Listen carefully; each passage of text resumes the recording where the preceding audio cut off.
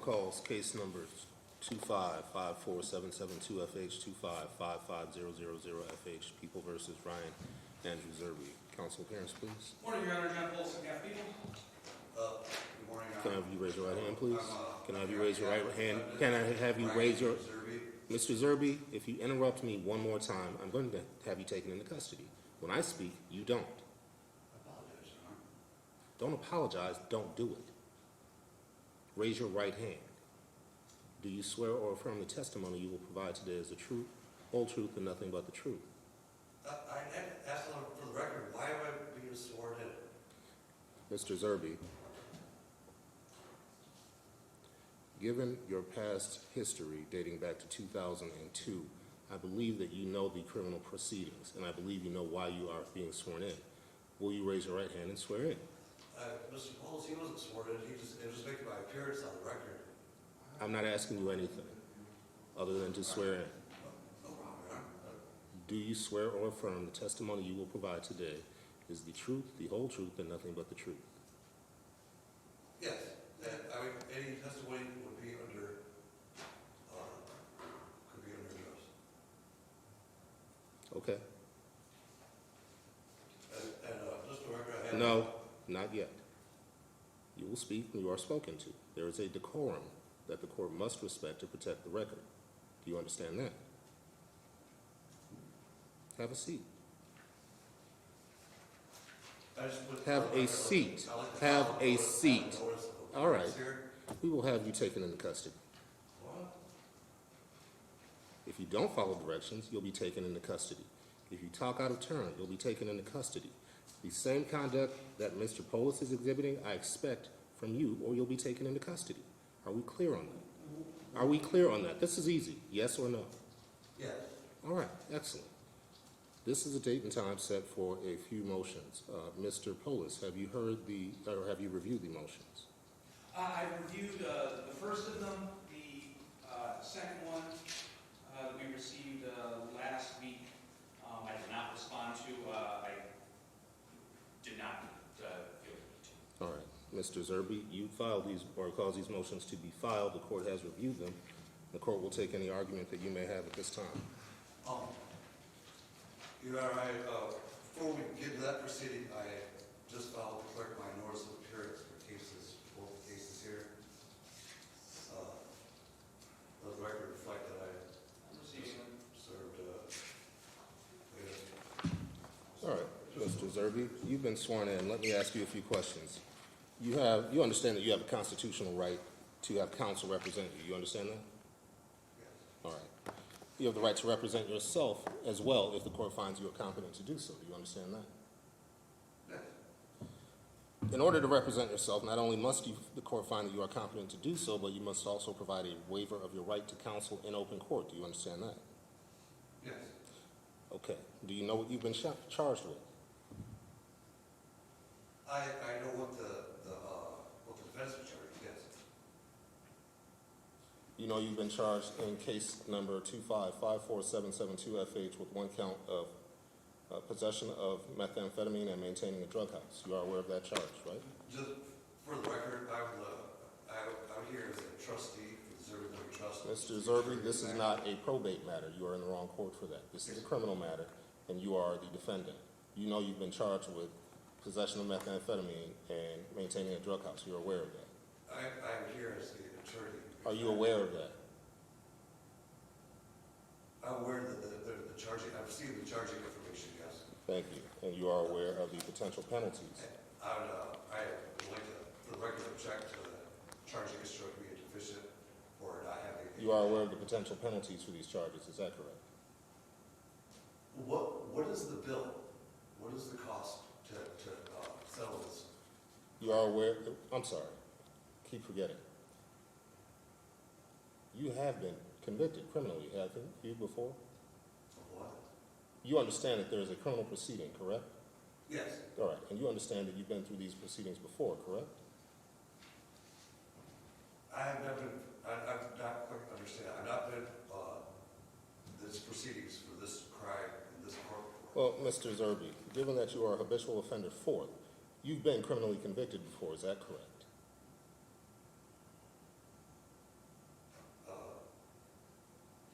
Yes. So you understand how court procedure works from your prior experiences, is that correct? I'm familiar, this is the first time I've been to Excellent. an attorney. You understand that as a, Or- the penalty for possession of a controlled substance being methamphetamine is a potential penalty of up to 10 years and/or a $15,000 fine. You understand that? So it's $15,000 to settle the matter? You understand that the potential penalty for possession of methamphetamines is incarceration of up to 10 years and/or a fine of $15,000. You understand that? I'd just like to clarify the court, if the court could clarify how much the bill is for this charge so that I'm able to set it up. Did you understand what I said? I'm, You're aware of the penalties, correct? I'd like some clarification before Okay, I will clarify. The possible penalties are 10 years, up to 10 years of incarceration and/or a $15,000 fine. Now, Mr. Polis, he is habitual offender fourth. What does that do to the possible That penalty? raises the maximum possible incarceration to up to life. You understand that? Does that raise the cost to the fine? Perhaps it does not. Yes. All right. And you understand that the second charge of maintaining a drug house is a misdemeanor that carries a possible period of incarceration of up to 2 years and/or a $25,000 fine. However, with a habitual offender fourth notice, 15 years. You understand that? What was the fine on the? Did you understand the possible period of incarceration you face exposure to? It's a high court misdemeanor, correct? Yes, but because you are a habitual offender in the fourth, it is enhanced. So you are now looking at as opposed to 2 years, up to 15, Mr. Polis? Yes, sir. All right. And with respect to case ending in 2555000FH, that is one count of possession of methamphetamine and ecstasy, again, you understand that you are looking at a possible period of incarceration of, I believe, up to 10 years. However, because you are, again, habitual offender fourth, the possible exposure is life imprisonment. You understand that? I do. All right. Are you aware of the Michigan Rules of Court? I am. Are you aware of the Michigan Rules of Evidence? I am. Are you aware of the Michigan Rules of Criminal Procedure? I am. Are you aware or so familiar that you believe that you can conduct yourself in this criminal proceeding abiding by the Michigan Rules of Evidence, the Michigan Rules of Court, and the Michigan Rules of Procedure? Yes, I have the age of majority, and I have mental incapacities. I'm a grown adult. I can answer my affairs. The court did not ask you that. The court asked if you can conduct this criminal proceeding in accordance with the Michigan Rules of Court, the Michigan Rules of Evidence, That's correct. and the Michigan Rules of Criminal Procedure. Yes? Yes. You understand that if you proceed on your own, you will be held to the same standards that attorneys like Mr. Polis are held to with respect to the application of these rules. Do you understand that? Yes. Do you understand the procedure of a trial, a criminal trial? I do. Can you briefly explain that to me?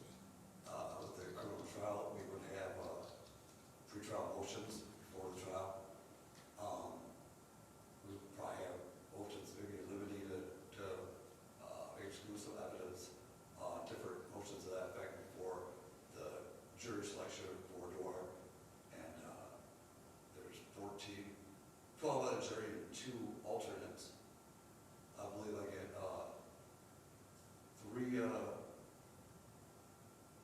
3 like dismissals for cause, or no, without cause, and a limited for cause, I believe. I can't remember the day would disqualify the juror, whatever the term is for that. All right. And I'm are familiar you, with it. I'm familiar with it. do you feel confident that you can execute the procedures of a jury selection and conducting a criminal trial while representing yourself? Yes. All right. And you understand that there are these things called objections, and that as objections are raised, you will have to stop speaking, or Mr. Polis will have to stop speaking so that the objections can be tended to. You understand that? I do. You understand that there will be a standard of decorum that will apply, especially when there is a jury or members of the public present. And if you in any way obstruct, delay, or generally harass that process, you can be disciplined by this court for that. Do you understand that? Like a civil sanction? Potentially taking you into custody for criminal contempt. For criminal contempt. Yes. You said for be disruptive or, Obstructing or delaying the procedure, the trial procedure, the pretrial procedure, any procedure for which this court warns you you are being obstructive or delaying or obstructionist. You will be warned, and you are being warned. If you proceed with the same behavior, you can be sanctioned, up to and including being taken into custody. You understand that? I do. All right. Having answered all of those questions, is it still your request to represent yourself in this matter? I am here to represent the capacity of attorney in fact for the defendant. And you understand that there is an attorney in fact, which is generally assigned to those who take a power of attorney. You cannot be attorney in fact or power of attorney over yourself because you are yourself. However, you have no legal standing as an attorney in this court. You are not a member of the bar. You have not taken a bar exam. You're not a practicing attorney. You are merely a person representing yourself. That is the only fact that will stand in this court. An attorney, in fact, has no legal bearing and no legal meaning as it relates to a criminal procedure. The attorney in fact gets his authority from outside of this court with the power of attorney. Incorrect. You understand that you have no power as an attorney, in fact. You are a defendant who has chosen to represent himself pro per, as is your constitutional right. It is not an absolute right. So if you continue with the name nonsensical legal theories that you have created whole cloth, your right to represent yourself may be revoked. Do you understand that? If I continue, no, please clarify what theories You understand that the right to represent yourself is not a right that is final. Your right to represent yourself can be revoked if the court does not find that you are competent to do so. Yes, and what I don't understand is what would cause me to be found not capable of representing myself, what kind of theories or legal, I'm not sure of the terminology that you use. Generally, sir, there is a right to represent yourself that is accepted in the law. However, not many have the ability. So if the court makes a determination that you don't have the competence, legal competence, or the ability to do so, the court may choose to revoke your right to self-representation. Do you understand that? Where would I find the rules for that procedure? That's new to me, that I agree would revoke my constitutional rights. Do you understand that, what I just said? I need clarification on where I'll find that. I didn't ask you where to find it. I asked you if you understood the words that were spoken. I need to have knowledge and understanding. You need to understand the words that were spoken and acknowledge that the court spoke it. Or I will revoke your right to self-representation. I'm not understanding what these words, You understand what the meaning of the word revoke. I do. You understand that this court will revoke your right to self-representation unless you determine that you'd like to proceed in a way that will not be obstructionist, harassing, or delaying the court process. Moreover, there is case law. There is a standard in law that gives the court the authority to revoke, and you understand the word revoke, your right to self-representation. Do you understand that? I would have to put on the record that I would object. I didn't ask you if you object. I asked you if you understand the words. If I was to lose any of my constitutional rights. Sir, you're not answering the question, and that's harassing, obstructing, or delaying the process. So I will ask this question, you will answer it, or this nice deputy behind you will take you into custody and let you think it over. Do you understand that? You understand what it is to have a privilege or right revoked, correct? You understand the definition of the word revoke. Yes, I do. You understand that the right to represent yourself is not absolute and can be revoked. Didn't say it would be, but can be revoked by this court, given an appropriate determination. Do you understand that? I do. All right. Counsel, any questions? No, indeed. Do you wish to have counsel assist you in any way? Absolutely not, Your Honor. All right. The court is satisfied the defendant has been questioned in appropriate colloquy, understands the hazards and the risks of representing himself. Counsel, do you have any objection with the defendant proceeding as his own counsel? Not this time. All right, the court will allow for the representation. Sir, you may proceed as your own counsel. I would like to state on the record, counsel for defendant feels threatened for not understanding or asking questions to clarify. They get threatened with jail or incarceration. You are not being threatened with incarceration for not understanding. You are being threatened, warned, promised, and guaranteed incarceration if you are in any way obstructionist, like your phone going off while we have a court proceeding. You, sir, if you are texting in any way to try and assist, will be asked to leave. Do you understand that? Yes, sir. Me? Yes, sir. I wouldn't take. All right. You understand that, though? Thank you. Silence your phone, please. That is part of court decorum that you will be asked to follow.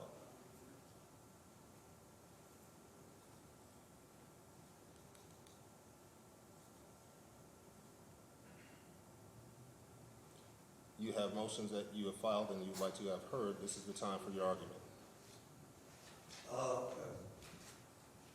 Yes, I would ask the relief from the court to dismiss these charges. This court has no authority over a person or the subject matter. The plaintiff here, the prosecutor, has no standing. The charging instrument's not valid. It doesn't have a complainant. It doesn't have a victim. There's no controversy. There is no one that can get onto the stand and give verified facts that I have injured them or caused any kind of damage to them. And he has no standing because no one that signed the complaint has any first-hand knowledge of anything that has occurred. And the prosecution fails to state claim for which we can be granted on that part.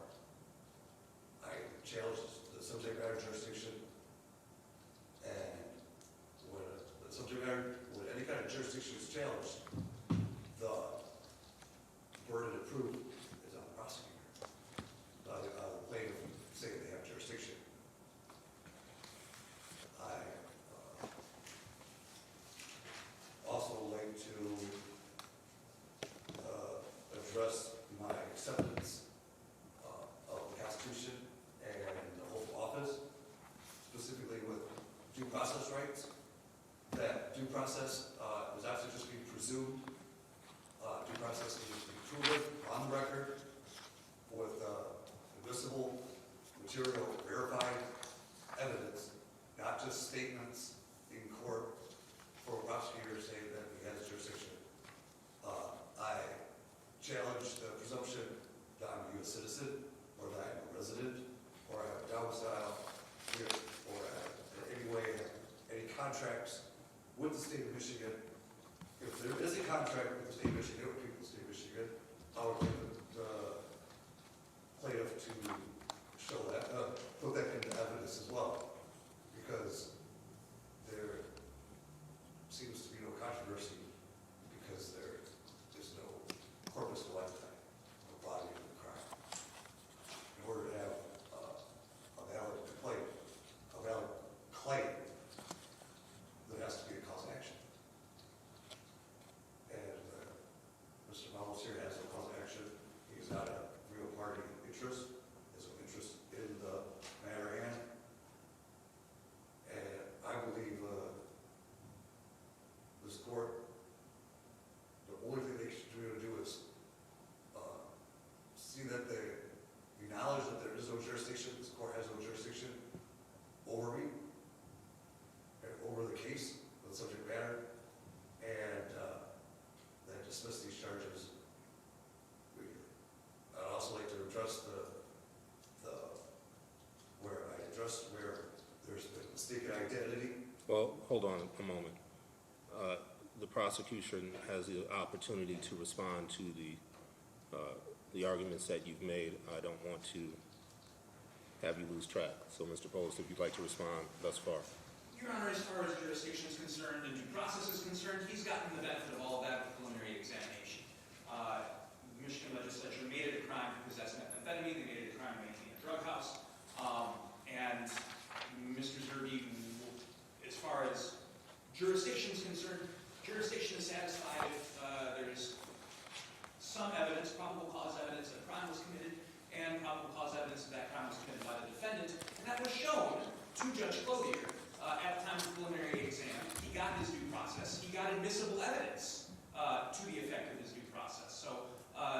his claims about contracts and not having jurisdiction over his person, that's nonsense. The ironic thing about this is that the sovereign argument thinks it's clever, thinks it's going to get an end run around the law by just simply saying, I'm not a citizen. I incorporated myself, I trademarked my name, and therefore I'm not subject to the rule of law. The ironic thing is he came into contact with law enforcement when he made a larceny complaint against somebody else. He wants the protection of the law without the responsibilities of the law. It's transparent, it especially irks me because these people do not want to play by the rules that everyone else does. And there's something manifestly unjust about that. So the court should have no pause about rejecting these arguments wholesale. All right. With Can respect. I respond to what you said? Yes, you may.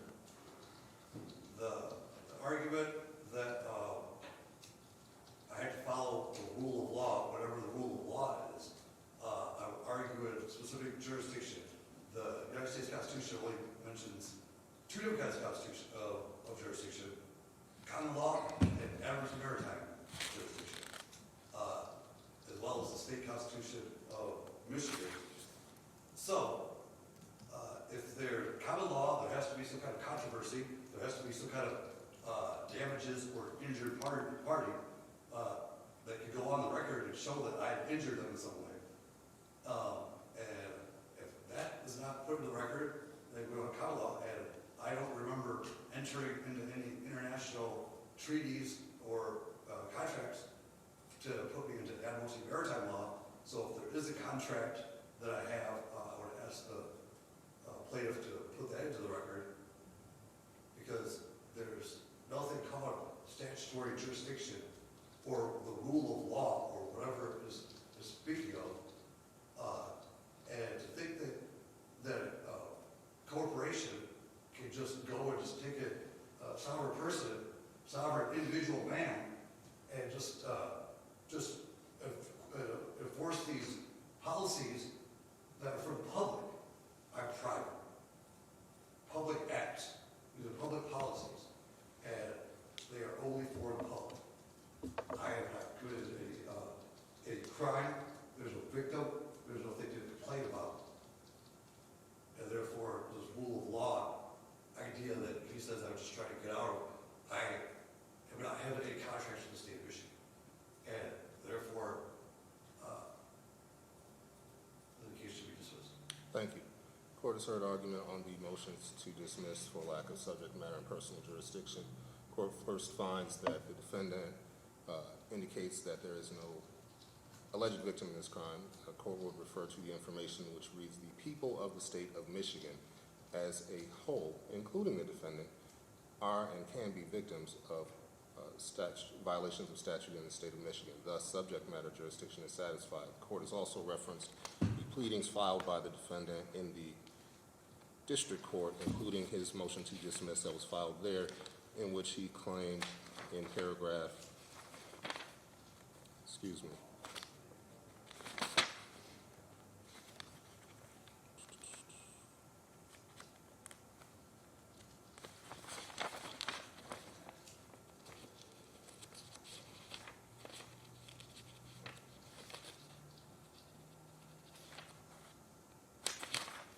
just a moment. I believe it was paragraph 7 of an affidavit that was attached to a motion to dismiss, that while he was living at a apartment, the lease was not in his name, the apartment itself was in Genesee County. The violations of law occurred while in Genesee County. The court finds that because the defendant willingly subjected himself to this jurisdiction and is continuing to subject himself to this jurisdiction with every motion that he files, the court also has personal jurisdiction. The fact that he is not a citizen or claims to not be a citizen, one, while unwise to utter in the days of ICE, is also carries no weight or bearing on the fact that he physically occupies the state of Michigan and is therefore subject to the laws thereof. Further, Article 3, Section 2, Clause 1 of the Constitution, which the defendant states only gives the court two jurisdictions, is a common misreading of Article 3, Section 2, Clause 1, by those who lack or who choose not to exercise the intellectual curiosity to read the clause in its whole. The judicial power of the United States shall extend to all cases in law and equity arising under this Constitution, the laws of the United States, and the treaties made or which shall be made under their authority, to all cases affecting ambassadors or public ministers or consuls, to all cases of admiralty and maritime jurisdiction, to controversies in which the United States shall be a party to controversies between two or more states, between the state and citizens of another state, between citizens of different states, between citizens of the same state claiming lands under grants of different states, and between a state or the citizens thereof and foreign states, citizens, or subjects. Article 3, Section 2, Clause 1 describes numerous jurisdictions, including those of maritime or admiralty law, in which the federal courts may hear. All other power has been conferred by Section 10 of the 10th Amendment of the United States Constitution confers all of the powers not expressly deemed to the federal government to the states, such as those establishing courts and the ability to establish Congress, statutes, and laws which you are now accused of violating. So on that basis, the court will deny your motions to dismiss. Your next motions.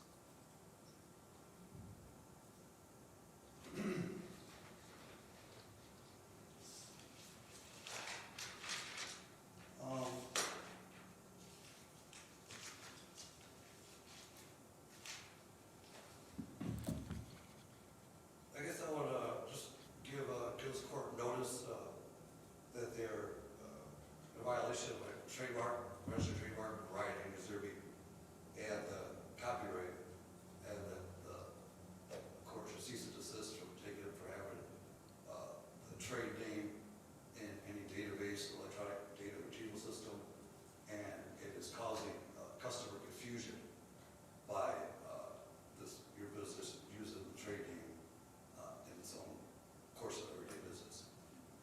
So I'd like to put the court on notice. The court denies whole cloth the representation to the unregulated use of a trademark name, including the myriad of case law and law that supports the proposition that a person cannot simply trademark their name, thus forbidding or charging a fee for its use, particularly in the context of a judicial proceeding. Your next motion.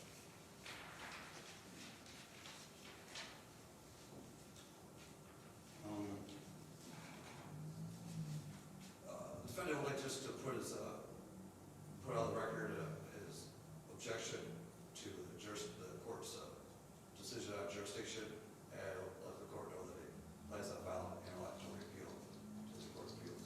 Your objection is noted. How would you like to proceed?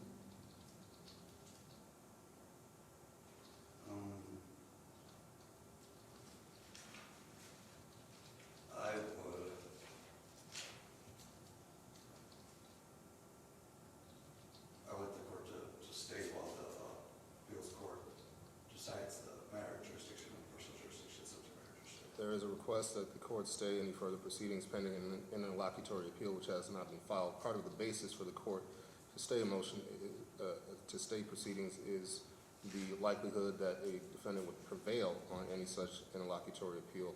You will not, the court will decline to stay the matter at this time. Your next motion. As I've put the court on notice that just as Mr. Paulos here is not the people of the state of Michigan, but he is here on behalf of that entity, I am also here on behalf of the entity of sole proprietorship, Ryan Andrew Zerby. And if the court continues to misidentify me as a defendant when I'm here in a representative capacity, it will, there might be liabilities involved if this continues to go on with the court knowing that I am not the defendant, I am not the corporation, and I'll have others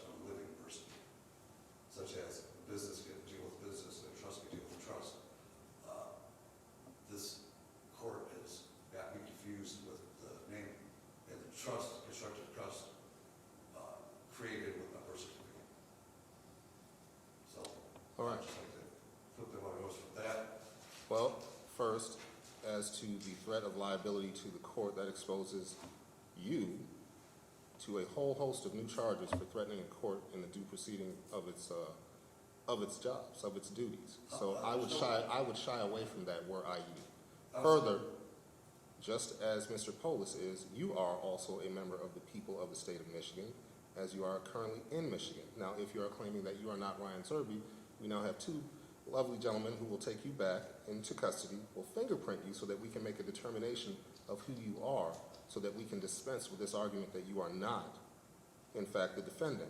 Can the people of the state of Michigan, since that's the victim to our crime, can the people of the state of Michigan take the stand so that I'll be able to confront the witness against me and the Sixth Amendment right to confront my accusers? Yes, that will occur at trial, or any pretrial motions in which you require the presence of a person. The people of the state of Michigan, whoever does damage or cause injury to, I'd like to be able to question them to determine how I injured them so that may be with a remedy. You would likely not be able to question the nature of the injury. The injury has been established, which is why you are currently a defendant, and the matter is going to proceed to trial absent some other resolution. You may question the witnesses about the facts of the offense, but you will not be a determinant of any law, and you would not be able to question or instruct the jury on any law, as that is the sole purview of the court. Not you, not Mr. Polis. You understand that? The jury nullification, is that outlawed? No, it exists. Would jury nullification be the same, is along the same lines of what you're speaking on? I don't know what you mean. I believe the court said if I'm not allowed to tell the jury what the laws are. You are not. The instructions of law would come from the court to the jury, not from the parties. Do you see where the confusion could come in with jury nullification and that rule out? I do not. Or just as it's just noted, just for the record, I have nothing further to that. How would you like to proceed? I'm gonna do a motion for transcripts for the transcripts that's happened here at the circuit court. If I can do an oral motion, No, you need to do a written motion. I have no more oral motions. All right. How would you like to proceed? We need to keep these cases moving along. We can set the matter for a further pretrial. How far out do you need? 30 days?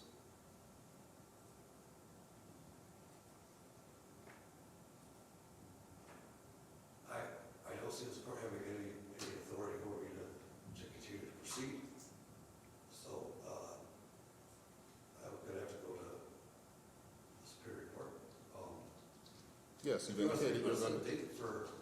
you've indicated you'll file an appeal. Yes, That is correct, and the court is aware of that. However, the court needs to keep these cases moving, the court having already denied your stay, motion for stay. Would you like to set the matter for another pretrial? We can set it for the pre-trial, 30 days, that's fine. All right. Mr. Polis? No objection to any of that, Your Honor. If I may, taking over your drafting up an order, and it's a little more specific than I would normally get, so just for the defendant's benefit, of course, I will state it on the record. I'm asking the court to find that matters are properly before this court, answer his jurisdictional argument. He did receive the benefit of preliminary examinations in case number 25T, 1191, and 92. Likewise, the charging instruments are valid. The concept of suretyship is misplaced in criminal proceedings vis-a-vis criminal defendants.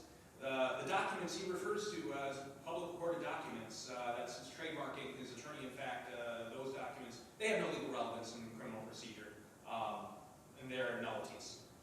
Furthermore, the defendant is not recognized as the attorney. In fact, he is exercising his right to self-represent, and that will remain his right until the court makes a finding otherwise.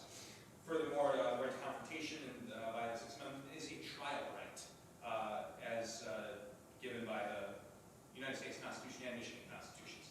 That's the order I'm asking the court to file or sign. May I approach? Please.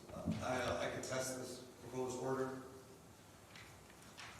The record, I object to it. Objection noted and overruled.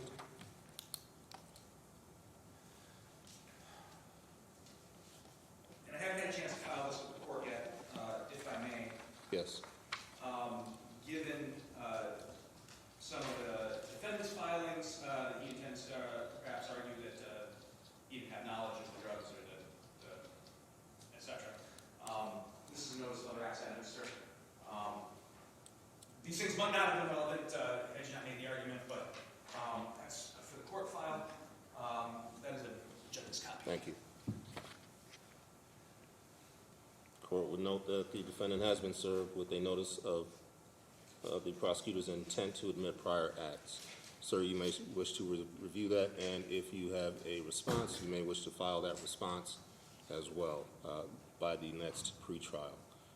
We'll set the matter out 30 days. Mr. Zerbe, are you available January 13th at 11 o'clock? January 13th at 11, I believe my schedule's free. All right. Mr. Zerbe, you should also understand that January 13th at 11 o'clock means January 13th at 11 o'clock. You do not come into court and then leave court for filings. Anything that you need to do should be done before then so that this court can continue in an orderly fashion. We do not wait on defendants. Do you understand that? Yes, I'd like to ask the court if there is another miscommunication, if I show up and the court is recalled after it's adjourned, if the court can do me the county courtesy, call the phone, let me know instead of issuing warrants at my arrest. Not likely. Yeah, that's why. Yes, because you are familiar enough with the court procedures, being a habitual offender fourth, that you know when you can leave court. There was no miscommunication, you just left. The court was adjourned. Court was not adjourned. I was under that impression. I don't believe that the court should hold prior acts. It was hold me to some higher standard. The court is not holding you to a higher standard. The court is holding you to a standard of familiarity that one who is a habitual offender fourth might have with the justice system. So unless you had an out-of-body experience in all of your prior cases, I expect that you understand the way the court procedure works. The court can see that there's no risk of me going anywhere. I followed all this, these motions and paperwork. I can show up here. I'm here to resolve this issue. There is a decorum that the court will expect everyone to be held to. That includes you, Mr. Zerbe. Yes, I understand that. Excellent. Then we have no problem.